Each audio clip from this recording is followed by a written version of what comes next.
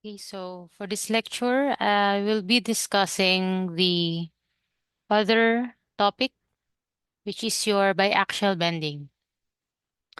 So, first, before we start with the computation, I will be discussing some basic concepts for the biaxial bending and torsion. So, the biaxial bending occurs when a beam is subjected to a loading condition that produces bending above both the major strong axis and the minor or your weak axis. So usually kasi, beam bends in just one direction. That is when we design your beams. But sometimes they bend in two directions and at the same time. So that's what we call biaxial bending.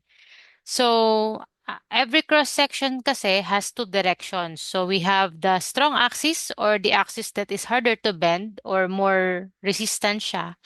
The other one is the weak axis or usually the weak y-axis, which is easier to bend. So, such a case is illustrated in the figure. So, where a single concentrated load acts normal, ito yon, to the longitudinal axis of the beam but is inclined ano po, with respect to each of the principal axis of the cross-section, which makes this example as subjected to biaxial. Ano po.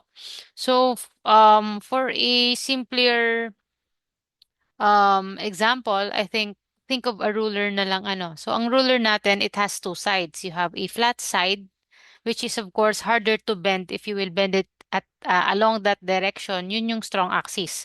Dun sa side sway naman, yung sideways niya, if you try to bend it, that is easier to bend, 'di ba po? So that is the weak axis natin. So basically, if the load is not perfectly aligned, the beam doesn't bend in just one direction. So it tends to bend in two. So yun po yung tinatawag natin na biaxial bending. Next, we have the shear center. So shear center is the only point where we can apply a load so that the beam will bend without twisting. So yung twisting na tinatawag, that is in other terms your torsion or torsion, I mean. So if the load is applied anywhere else, the beam will not only bend, it will also twist. So this is especially important for non-symmetrical sections, for example, like channel or angles. Ano po? That's why very important that we locate the shear center. So we locate the shear center by making sure that the internal torsion caused by the shear flow balances the external torque so that no rotation will happen. So here I will have here also a few figures that represents or that will give you a that will show you where the shear centers are. Ano po? So for example, here for letter A, we have here a W section. So the shear center is of course at the center. No? So this will experience what we call a pure biaxial bending because the loads are passing through the shear center. So no twisting or torsion will occur. This is second image or letter B. Ang shear center is here, but as you can see, only the vertical load will pass through the shear center. Yung horizontal load will not pass through the shear center. So it will experience biaxial bending with a torsion. Kasi ang magkakaroon ng torsion dyan is itong horizontal. Ano po? Lastly is C. That is your torsion in a single symmetry shape. So these three actually represents three different cases in terms of biaxial bending. Here naman po, these are biaxial bending and torsion examples. So first we have a crane girder. Ano po? So as you can see, the loadings is here at the top. So this is an example of a member that is subjected to biaxial with a bit of a torque. Ano po? Ito naman, as you can see, roof purlin. So we will have an example later of roof purlins because the design of purlins, as can be seen here sa figure, is subjected to biaxial loading. Ano po? or biaxial bending kasi it will have a vertical load and then a horizontal load passing through the beam itself. Ano po? So, subjected siya sa biaxial loadings. The other one, example, is beam supporting cladding for lateral loads. So, in this case, ito yung beam natin, ano po.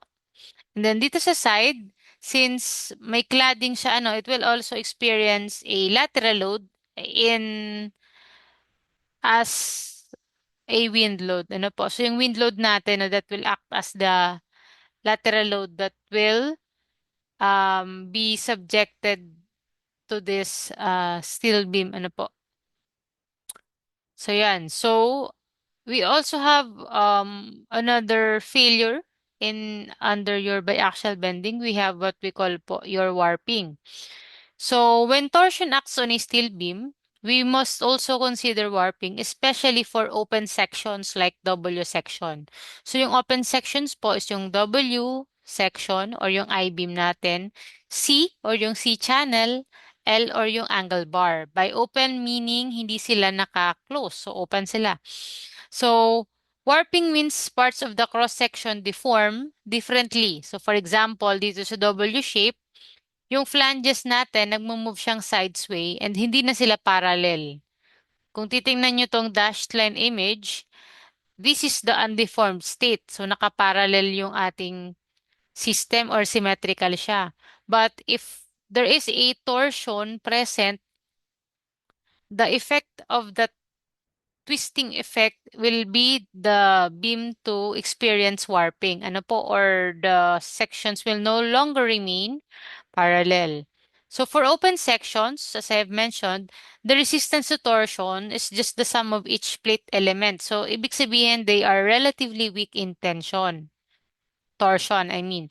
Pero yung closed sections natin, like for example, HSS or tubes, the behavior is quite different. So they rotate as a whole kasi nga closed section sila.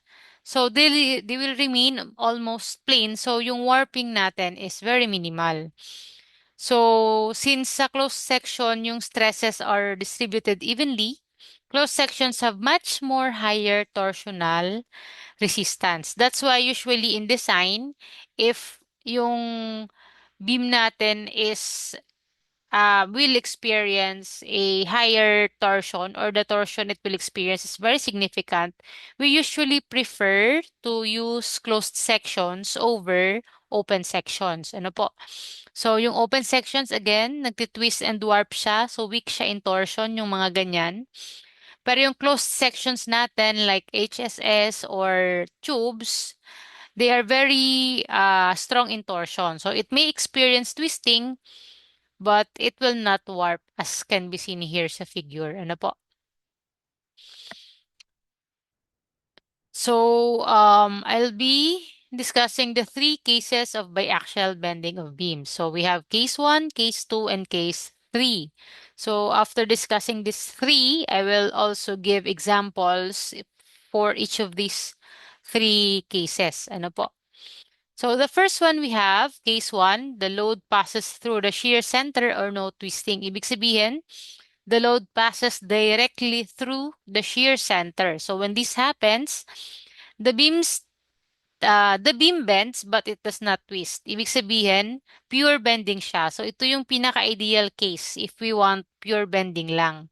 Sa case 2 naman, the resultant load is offset but vertical component passes through the shear center. So ibig sabihin, the resultant load does not pass exactly through the shear center, pero yung vertical component niya is nagpa-pass through.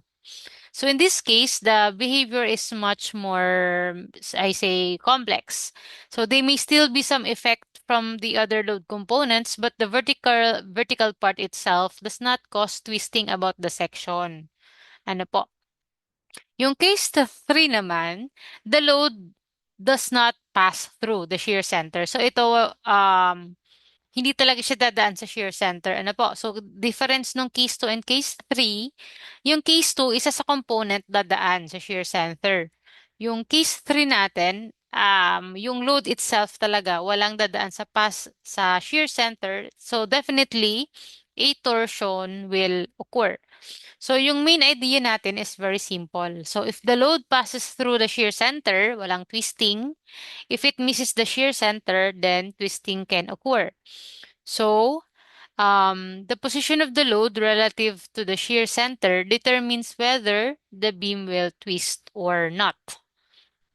So for the case one, or a perfect example is an inclined loading. Ano po? So if you will look here sa inclined loading, if we divide it into its component, the horizontal and then the vertical, both components no will pass through the shear center. So they will not cause any twisting. So kapag ganito, torsion does not occur. Ano po? So however, since the load has components in two directions, ibig sabihin, it will cause bending about both the principal axis. So, ibig sabihin, magkakaroon siya ng bending about the about the x and about the y-axis. So, the key idea is when the load and its component passes through the shear center, the beam bends into direction, but it doesn't twist. Ano po? So, generally, if there's a beam bending about both x and the y-axis, the interaction approach requires that the sum of the ratios for the two effects will be less than 1.0. So, madali lang naman po itong ma-familiarize yung equation na gagamitin. So, sabi dyan, yung ratio ng required strength over the available strength for both the x and then the y-axis, if added, should be equal or less than or equal to 1. So if we are going to use the NCP code provisions, we have here your LRFD and then ASD. So again, requirement po yung nasa taas. So kung LRFD, that is MU. For ASD, that is allowable, di ba po? So you have MA. Yung nasa denominator, that is the capacity of the section. That is the moment that we compute. Ano po? So if you will recall during the discussion of bending, you already know how to compute for this MN, ano po, MNX. So MUX and then MAX, these are the loadings that the beam will carry. And then this MNX these are the nominal moment or the nominal moment strength that we compute, 'di ba? So how do we compute MN, 'di ba? We have different classification if it has LTB, no LTB, elastic and elastic, kung non-compact or compact, ano po. So that is how you solve your MNX. As for the MNY, we haven't yet discussed MNY. Ano po? Kasi nga, ang beam natin usually bends only in one direction lang naman. That is your X. That's why M and X palagi yung sinusolve. Now, again, so since this lecture will discuss the biaxial bending, I will show you how to solve for the M and Y. This is much more shorter naman in comparison to the M and X. Ano po? So for your weak axis bending strength, same with your M and MP, di ba po? MP is FYZX. So for the y-axis naman, if the shape is compact, we will just use MN is equal to MP or equal to FYZY if it is less than or equal to 1.6 FYSY. So this is the limiting value. Ibig sabihin, the value of FYZY should be less than or equal to 1.6 FYSY. So kapag greater than siya, di ba? Pag greater than to, ibig sabihin, instead of using this value, we are going to use 1.6 FYSY for your M and Y. Ano po?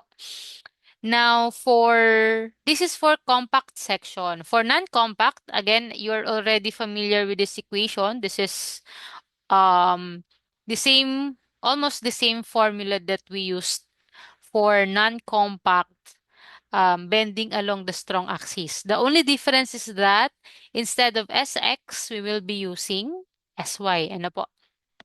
So, the first step when solving is we should identify first if the section is compact or not, because that will be the main basis for us to choose what is the correct equation to use for the bending moment or nominal moment about the y-axis. Ano po? So ito lang naman yung new formula that I will introduce maliban dun sa ating ratio or interaction equation na tinatawag. Ano po? This is the interaction equation. Ang tawag sa magiging value dito is the interaction value. Okay, so let's have an example. So I have here an example for case 1 wherein the loading is passing through the shear center. So we have AW21 by 68 is used as a simply supported beam with a span length of 4 meters. Lateral support of the compression flange is provided only at the ends. Loads act through the shear center, nakalagay, producing moment about the x and y axis. So the service loads moment about the x are MDX or moment dead load about the x-axis is 65, moment live load about the x-axis is 195. Service load moments about the y-axis are as follows: MDY8, MLY20. If a 992 steel is used or FY is 345, does this beam satisfy the provisions of the AISC specification? So use LRFD. So ito, very direct naman to. So we will use the formula. Ito, di ba po? So since LRFD siya, we're making use of MU or the design strength. So design strength over the nominal. So meron tayong diyang phi mn x, phi mny. So, since very direct naman siya, so compute muna natin yung nominal flexural strength for the x-axis. So, ang sabi dito po, compression flange is provided only at the ends. So, syempre, so ibig sabihin, possible na may LTB. So, since we're already done naman po with the computing of your LP and LR, there will be times that LP and LR will already be provided as with this example. Ano, andito na siya. So you don't need to solve for the value of LP and LR. So they're already here. So i-compare na lang natin. Ano po? Ang LB nyo is 4. So definitely your LB is greater than LP but less than LR. So, 'di ba? You already know this formula. From in elastic LTB, we are going to use this equation. Ano po? So using this equation, so hindi ko na po ito isa-isahin na kasi you already know how to use this formula. All you need to do is substitute the MP and then the values of the LP, LB, and then the SX is also provided in the given. And then we will get the answer 712.53. So you may pause this video and then, of course, try to solve and get the correct answer. Again, the answer is 712.53. You may pause this video and then input the correct values to be able to get this. Okay, once you're done, so we already have your M and X. Next naman po is we're going to compute your M and Y. So, it is already stated here that the section is compact, so you don't need to check it again. So, kapag ang section is compact, balikan natin to. Ayan, sabi daw, if the section is compact, we're going to use this formula, Fyzy, if less than or equal to 1.6 Fysy. Ano po? So, ayan. Ayan. So, ang Fyzy natin is 137.95 times 10 raised to 6. So, let's check the upper limit. Yung Zy over Sy natin is 1.55. That is less than 1.6. Ibig sabihin, your MPY is equal to your MNY. So, parang gagawa lang tayo dyan ng, ng checklist. Ano po? So, meron na tayong MNX. Ito yan. MNX, ayan. Meron na din tayong MNY. Dito din siya sa denominator. Ano po? Oh, so, ang kulang na lang natin is the numerator. So, again, the numerator are the requirement. Ano po? So, for the requirement, madali lang naman siya. So, since this is LRFD, again, we will use um, the load factors 1.2 and 1.6. So, for the x-axis, ito lang naman siya. So, 1.2 dead load, 65, plus 1.6 live load, 195. So, for your MUX, you have 390. So, you have your numerator here. Same thing, you will do the same thing with your y-axis. So 1.28, then 1.620. You will have 41.6 and then direct substitution. So as can be seen, the interaction value is equal to 0.94. Again po, you may pause the video and then try to solve these equations yourselves, just to make sure that you will be able to also solve this value and then to check if it is correct. Ayan. So since this is less than 1, our final answer would be the section is adequate, or the W21 by 68 is adequate enough to carry the given loading. Okay, so next. Yan. So next is case 2, or wherein the inclined load is not passing through the shear center. So, ibig sabihin yan, ano po, so as can be seen here, itong load na to, ni-resolve natin siya into a vertical that is passing through the shear center. So, yung vertical natin will not twist. Pero yung horizontal nating component, it acts at the top. So, hindi po siya dumadaan sa shear center. So, since sa top flange nag-act yung horizontal component, this means that the top flange alone mainly resists the pH. Ibig sabihin, we are going to assume that the top flange bends about its strong axis to be able to carry the loading pH. So now in an important approximation, you need to remember this, ano po, the moment capacity of the beam about the weak axis when only the top flange is being considered, kasi nga, ina-assume natin na ang magkikerry ng pH is top flange lang. So, parang yung bottom flange natin will not carry. Ano po? So, we were going to assume that um, equal to 1/2 of the total beam capacity lang of the y-axis. No? So, ayan, approximation, top flange capacity magiging 1/2 lang yung weak axis capacity. Kaya po ang this means that since only the top flange is nagre-resist, the capacity is reduced compared to the whole section. So parang yung key idea nito is the vertical component behaves normally since it's passing through the shear center. Ito, 'di ba, this is along the deformation along the x-axis. Ano po? So while the horizontal component is resisted by the top flange alone, ibig sabihin nare-reduce yung capacity ng entire section kasi ito lang yung nagki-carry ng load. So, in case 2, the vertical component passes through the shear center, but the horizontal component is resisted by the top flange, which is only about half of the beam's weak axis capacity. Kaya ganito yung magiging final formula. Ito lang naman yung difference. Ano po? So, as you can see, as I have mentioned earlier, kalahati lang nung weak axis yung nagagamit natin kasi top flange lang yung nagkikarry ng load. That's why we have 0.5 here or divided by 2. I think most of the reference books ang nakalagay dyan is MNY over 2. Ano po? So this is for the LRFD and this is for the ASD. 0.5 or divided by 2. They're the same lang naman, di ba?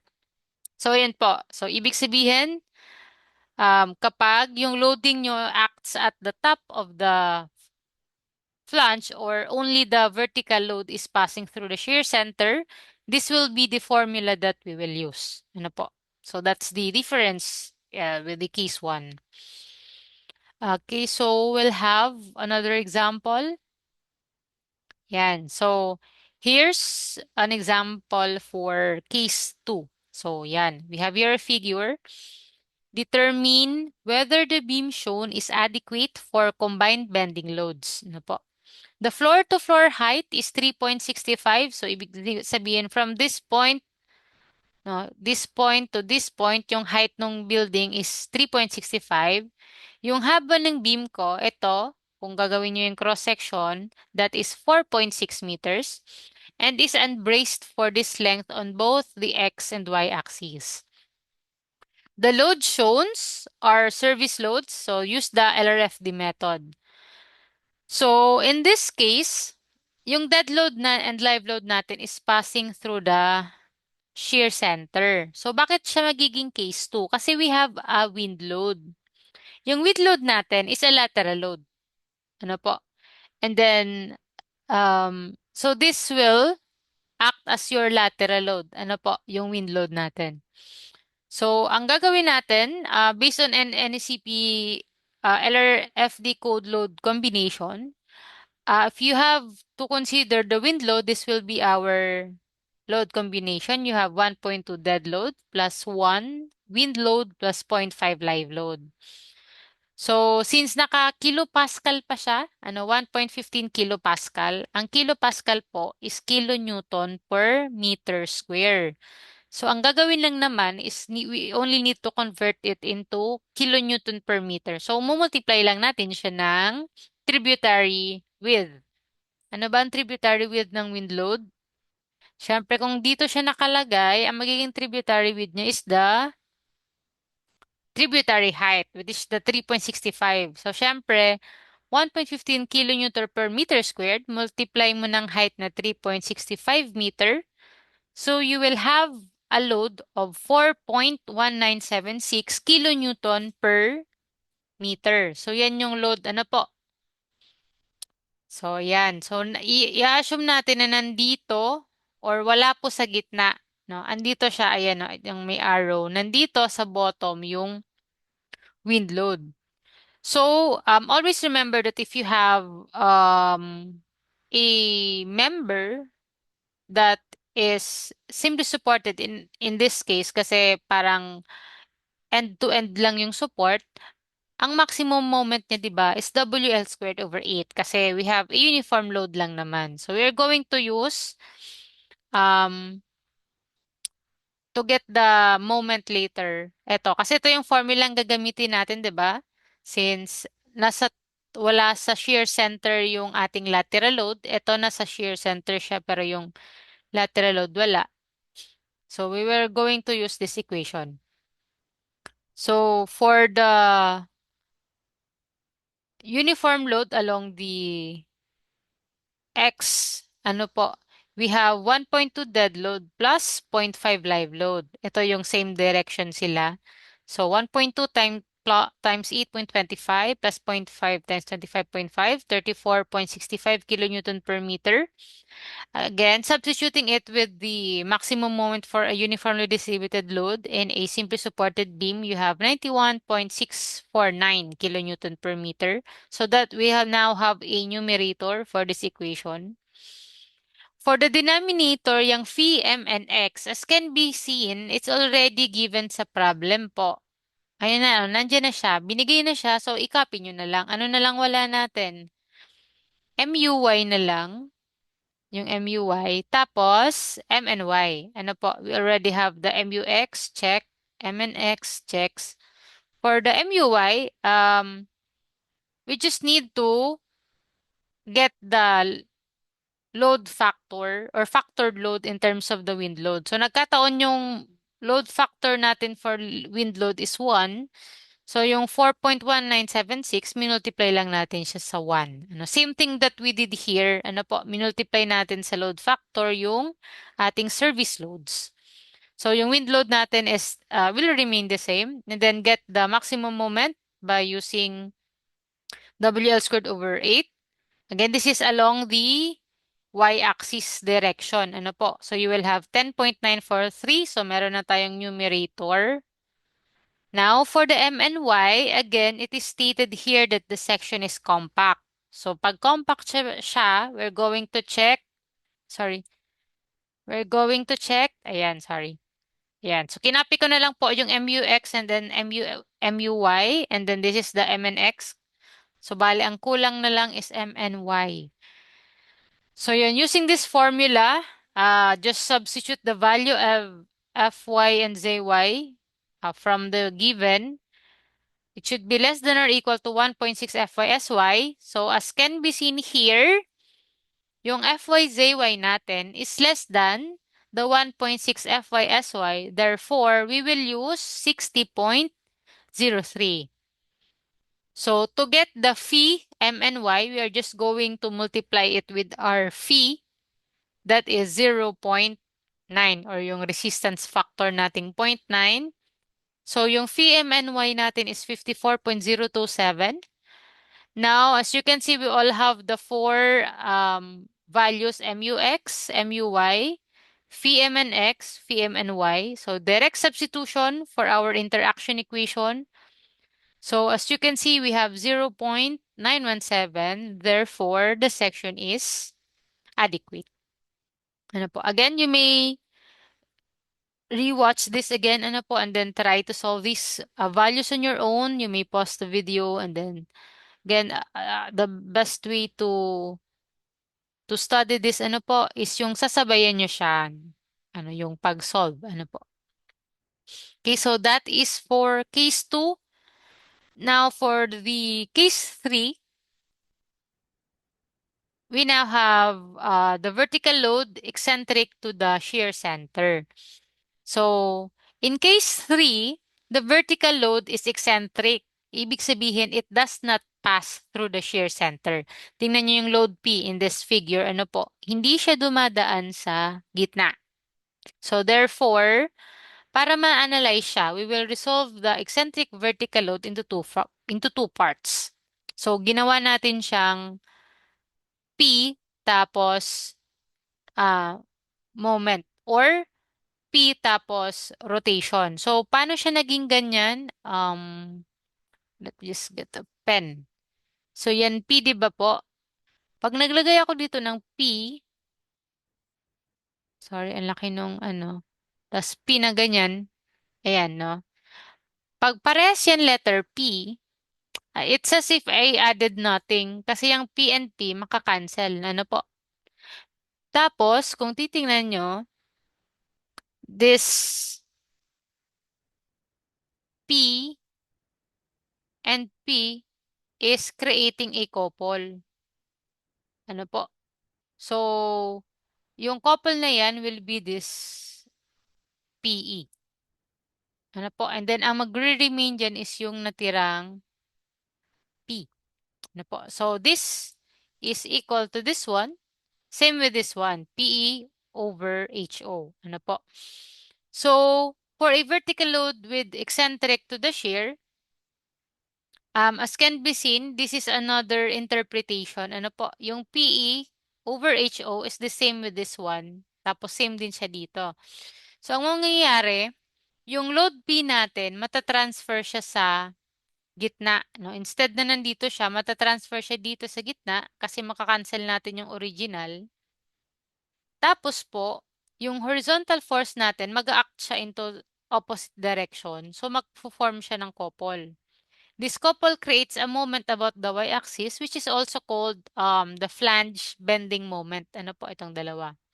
So to be able to calculate this effect, we will use the equivalent flange couple, ito. So in simpler terms, ito po yung mangyayaring or gagamitin natin na formula. Ano po? Let me erase the...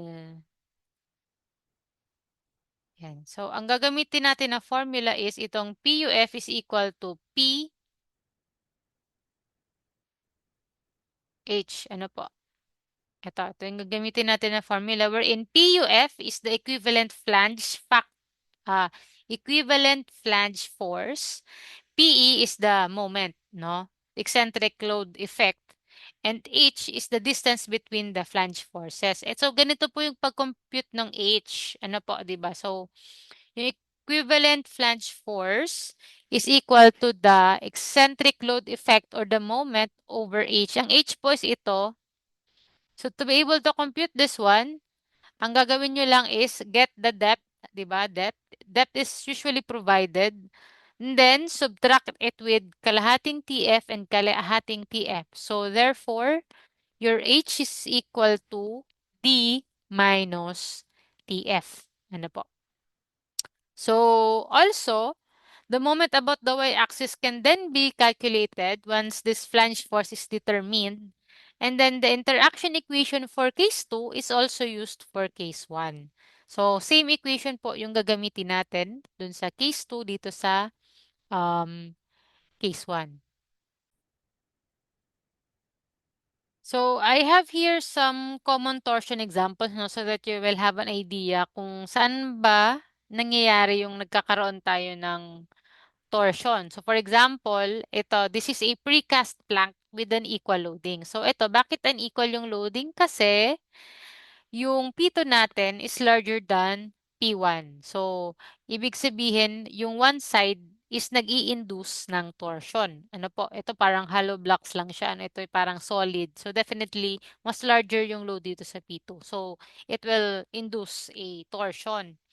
Another one is precast plank with equal loading. So, the loads are equal, but the plank placement must be staggered on each side of the beam during construction to avoid one-sided loading on the steel beams. Ano po? So, another one is sa slab edge. So, pag may cantilever tayo, ano po, load on a cantilever will of course induce torsion. Another one, we have what we call a brick veneer. So, ito yung beam, ano po. Tapos, may extension siya dyan, tapos merong brick. Brick veneer yung tawag, no? So, CMU load is concentric, but the brick load is not. Ibig sabihin, yung load na kinikerry ng beam is concentric. Ibig sabihin, dumadaan siya sa shear center, pero yung load nung brick natin is not. So, brick will cause a torsion dun sa ating beam. Ano po? So, another one is girder support with an equal span. So, kapag may girder ka and then you have here a span with an equal loading, of course, it will have different loads that will, of course, induce torsion. So, for torsional moment, we have methods for controlling the torsion. So, to control torsion in beams, these two common methods are used. So, first, we can use closed sections, so such as the hollow, kunyari, yung mga hollow structural sections. Instead of using the WCL as mentioned earlier, we can use HSS or hollow structural sections kasi they are more resistant to torsion in comparison to open sections, di ba? As I have already mentioned earlier. Kasi nagpo-provide sila ng better stiffness. Kasi 'di ba, kung maaalala nyo, um, sa compression of actually loaded members, 'di ba? We have your stiffened and unstiffened. So yung hollow structural sections natin, they are stiffened elements, no? Lahat sila dikit-dikit. That provides better stiffness, no, against twisting. Yung second naman, we can provide lateral diagonal bracing. So tinatawag din siyang kickers. So these braces help stabilize the beam and prevent excessive twisting. So bale, in practice, engineers usually avoid allowing torsion to develop. So instead of analyzing a beam under torsion or under case 3, for that matter, which can be complicated at times, we usually provide details that directly resist or prevent the torsion. Ano po? So, ang goal is not just to analyze the torsion, but to control or eliminate it through proper design. Ano po? So, ayun, in reality, we want to avoid it. So, as much as possible, we use these two common methods to avoid structures having torsion. Ano po? So, bale, we control torsion by using closed sections like HSS or by adding bracing instead of allowing the beam to twist. So, we have here some examples for controlling torsion. So first we have for the precast plank, ano po, we use side plate welded to the beam flange. So this will counter the torsion that may be induced by the load P1. Another one here for the brick veneer, instead of a W section or an I section, we used a closed or HSS, rectangular section. Ano po? So in that case, torsion will be resisted. Ano po? Other one here, eto pag ganito sa moment connection, naglagay tayo ng intermediate beam with a moment connection to the girder to be able to resist the possible torsion or moment. Dito naman, we added a lateral bracing dun sa slab edge. Di ba dito sabi natin, cantilever siya kanina. So, instead of allowing it to remain as a cantilever to avoid possible rotation or torsion in this point, we added a diagonal bracing to minimize or avoid the possible torsion at this portion. Okay, so we have here an example for case 3. So as can be seen here in the figure, this is one of the example earlier. So there is a brick veneer present. So question is, determine whether the beam shown is adequate for the combined bending loads and torsion. So the floor-to-floor height is 3.65 meters and the beam span is 5.2 meters. Load shown are service loads. Unit weight of the brick is 1.92 kilopascal, that is kilonewton per meter square. And then assume that the top flange has a continuous lateral support. So pag continuous lateral support, 'di ba, that means there's no lateral torsional buckling or your Mn is equal to your Mp or equal to Fyzx, but you don't need to compute for that because your Mnx is already provided here. Ano po? So you always double check the given if the needed data is already there, so you don't need to recompute them. Ano po? So this will fall under case 3. As mentioned, for case 3, we will use the same interaction equation wherein the moment or the nominal moment for the y-axis is only half of its capacity. That's why we have 0.5. We are using LRFT, that's why naka-phi, or we are using the resistance factor and then the design strength for your required loading. Okay po, so to start, we will start with the veneer weight or this brick. So dito nandiyan na yung DL na 7, but I'm just going to show you how this 7 was computed. So first, of course, you have the 1.92 kilopascal, kilonewton per meter square, multiplied it with the height or the floor-to-floor height, that is 3.65 meters. The meter will be canceled and we will be left with a 7 kilonewton per meter. Ano po? Ayan. So for the vertical load moment, the vertical loadings are 14.6 and then 17.5. Ito yung vertical load and it's passing through the shear center. Ano po? So that will be the value here para sa MUX or your requirement. So for that, again, we will multiply the load factor, 1.2 for the dead load and 1.6 for the live load. So since the dead load is a vertical load po, ano po, this is a vertical load. So the dead load 7 will be added to the dead load along the axis of the beam itself kasi they're both vertical loads na dead load. Ano po? So that's why here you have 1.2, 14.6 plus the uniform load caused by the brick veneer na 7. So, and then the 1.6 for the live load, 17.5. So 53.92, again, to get the moment, maximum moment for a simply supported beam with a uniform load is WL squared over 8.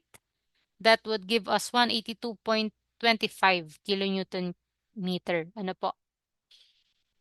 And then, next would be the horizontal load and moment. Again, dun pa lang tayo sa MUX. Yung phi MNX is already given, so check. For your MUY, we are, instead of using a horizontal force, ang mag-a-act po na moment about the y-axis is the moment created by the DL, by the brick veneer. So, di ba, our equation from here, balikan ko to para lang ma-recall. We're going to use this PE over H. This PUF will be your loading here for your MUY. Ano po? So, for the horizontal load moment, we're going to get the moment causing torsion, which is force over eccentric distance. So, that is 7 times 200. Ano po? Do not forget, of course, that since this is in LRFD, we have the load factor 1.2 since it is dead load. Ano po? So, 1.2 times 7 times 200 over 1,000. So, we will be left with 1.68 kilonewton meter. Next naman is the distance between the centroid of the top and bottom flanges. As we have mentioned, ano po ito, that is the depth minus the flange thickness, that is 404, and then 10.9. So we have 393.1. So we have the W, or the required moment, is equal to the PUF, which is equal to PE over H. So we have 1.68.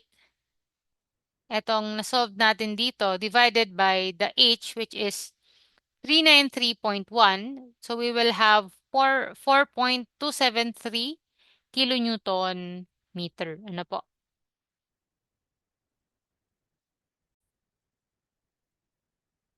Okay, so, sorry, just a bit of correction as of the unit, sorry. This is 7 kilonewton per meter. And then this is meter. Sorry, so the final answer should not be kilonewton meter. Ano po? So let's correct this. Hindi po siya kilonewton meter. Sorry about that. This is kilonewton lang. No, sorry. Um, let's erase this meter. Kilonewton lang siya. Ano po? Kasi yung 7 is kilonewton per meter multiplied with meter, you will be left with kilonewton. So in this case, kapag yung 1.68 ko is kilonewton divided by 393.1 is meter. So again, correction, that is 4.273 kilonewton per meter, not times meter. Ano po? Yan. Kaya siya WUY kasi uniform load yung sinosolve natin. Sorry about that. So, i-change lang po natin siya ng 4.273 kilonewton per meter. So, this will make this the uniform load along the y-axis.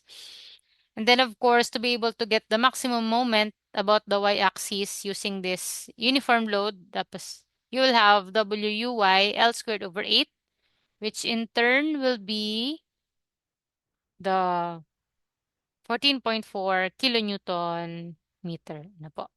So, again, this is divide. Ano po? Hindi siya times. So, next. So, these are the maximum moments for the required moment or the requirement, yung ating numerator.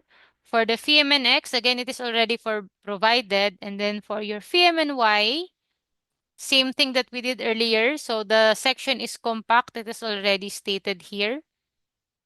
Ano po? It's already here. This section is compact, so we don't need to categorize it anymore. So if that is the case, again, this is again the formula FYZY should be less than 1.6 FYSY. So we have 61.065 is less than 63.48. So that means we are going to use 61.065. So that is M and Y. Mumultiply pa natin siya ng phi. So we will have 54.96. And then checking the interaction equation, ulitin natin. MUX is 182.25. VMNX is 325.4. MUY is 14.44. 0.5, do not forget. And then VMNY is 54.96. So as can be seen here, the answer is 1.085, that is greater than 1. So therefore po, the section is not adequate for torsion and equivalent by axial bending. So in this case, most probably you would have to choose another section or property to be able to carry these given loadings.